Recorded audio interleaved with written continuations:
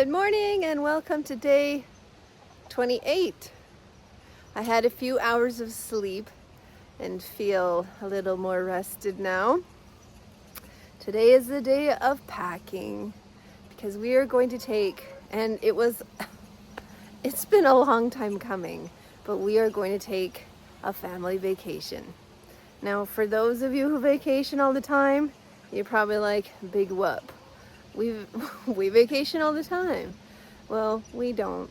We don't because of lots of reasons, but the two biggest ones, well, three actually. We have a blended family, so sometimes it's difficult coordinating schedules.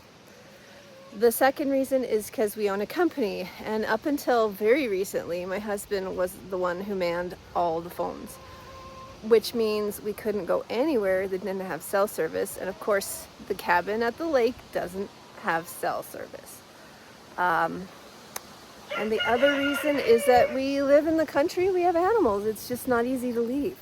So and when you're farming, which we do, like we're helping his parents with now, you can't go at certain times of the summer because it's haying season. Same thing with the garden. There's different times in the garden when you can't go because there's just too much going on. So the best time is right now. The garden's not needing much harvesting. I can pick some greens and take those with me. It's been cold June, rainy, so the hay's not ready yet. So yeah, it's a good time to go. But then there was the added complication of my husband's father being poorly, and so he felt very guilty about leaving, and so after much discussion with his mom, they made a plan, so we're able to go. And of course this is a big one because the two oldest are graduated now and they're going to be off doing their lives. One of them's moving away to the city. The other one, she's planning on staying for a year and working, but she's got 4 jobs and a boyfriend, so we're really not going to see her. And everybody's doing their own thing. So this is sort of like the last big hurrah. So I've been planning this for over a year, and I'm really looking forward to it. So today is just the last day of putting all those lists into boxes and bags, and yeah, getting ready to just trust that everything will be okay while we're gone. So in the last 10 years, we've made the trip out to the lake 3 times. The first time, I believe it was 2017, and we had a lovely time, sort of, but it was kind of the trip of misadventures. Let's see, the first thing that happened was we camped at a place just outside of Moose Jaw, Saskatchewan.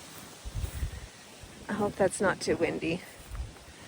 And when we got there, they said, there's a pond you can all swim in. And the kids were little and they were so excited. So once we got the camper all set up, we went out to the pond and there were people on it. It wasn't very big. There's kind of like a little rivery thing that went through, and it wasn't like a developed pool. It was just this pond in the earth. So anyway, there were people on the pond and they were in there floating around on floaties, but nobody was in the actual water. So of course the kids are so excited and in they go, and instantly out they come again because they're covered in leeches. Leech Lagoon is what we called it. That was mishap number 1. Then the slip tank started leaking, and then the cross brace under the water tank for the camper broke. So my husband spent almost the entire trip fixing things, which, you know, he's a Boy Scout. He brought a whole bunch of tools. He was ready for it. And to be honest, I think he jinxed it because he hates traveling. And he's like, oh, something's going to go wrong. Something always goes wrong. Well, law of attraction, right? Let's see. I'll tilt this way. Get a view of the dog's butts. Then we got to where we were camping. Well, we got to the lake. And the lake's a big deal. The lake is, this property's been in the family since the 50s. It's been a part of the family since my great grandmother and grandfather came through on the wagon trail when they were homesteading, so it's pretty special. But we couldn't camp at the cabin because there wasn't really room for the camper and there was no cell service. So one of the farmers up the hill graciously let us use the south-facing portion of kind of like the green space by his driveway, which was very nice. But unfortunately, it was south-facing in a Manitoba summer, and our air conditioning also was broken. And no one could sleep for a week because it was so stinking hot.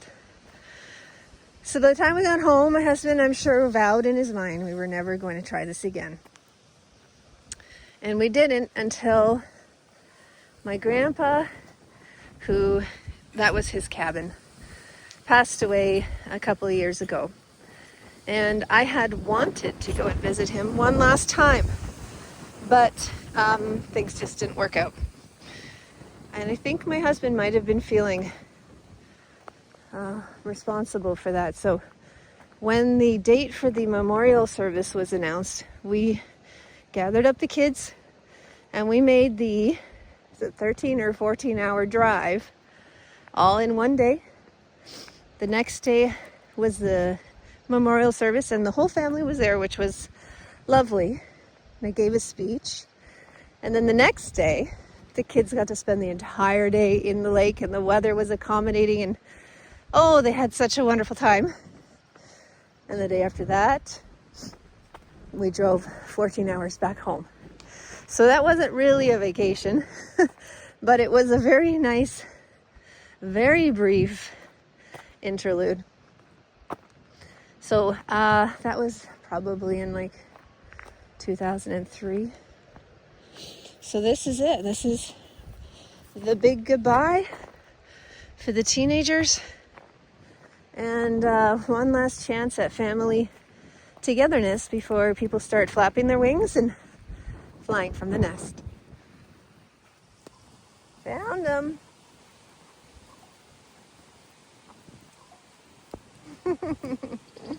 Hi. These little raspberries will be ready in a couple weeks, and I am really looking forward to it. These are the what are they called? Golden honey or golden queen? They're like a yellow raspberry. Those ones are sweeter. They don't really have the same kick. And then these ones and those ones are Boyne. They're the red raspberry.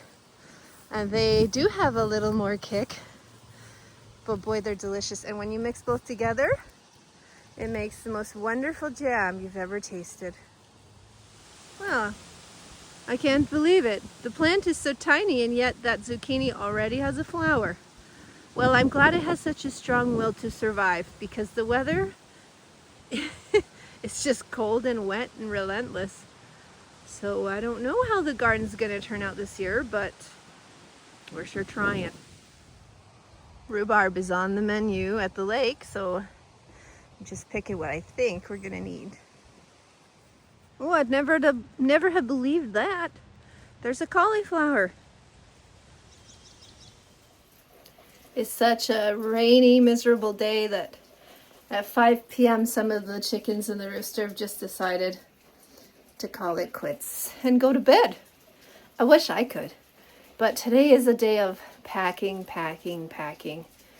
and hopefully not forgetting anything. I've just come to the root cellar to see if there's any good potatoes left, but as you can see, all those eyes growing, they're done. Hey again. So I think we have everything packed-ish, except for those last-minute morning things like trying to not get rain down my sleeve. It's really been raining a lot today. So yeah, those last-minute things like chargers and toothbrushes and e-readers. I definitely don't want to forget that. I am reading The Road to Tender Hearts and quite liking it so far. Yeah, it's dark and funny and entertaining, and if you're looking for a great summer read, go for it. And thank you so much to the wonderful viewer who recommended that book. I also found a book in the free library that they have at all the businesses. It's a cool thing. So when you finish reading a book, you just stick it in this, it's basically like find a penny, leave a penny, need a penny, take a penny sort of thing, except with books. So I found one, it's called The Night Garden. It's a children's book. I'm good with reading children's books. I mean, like young adult book.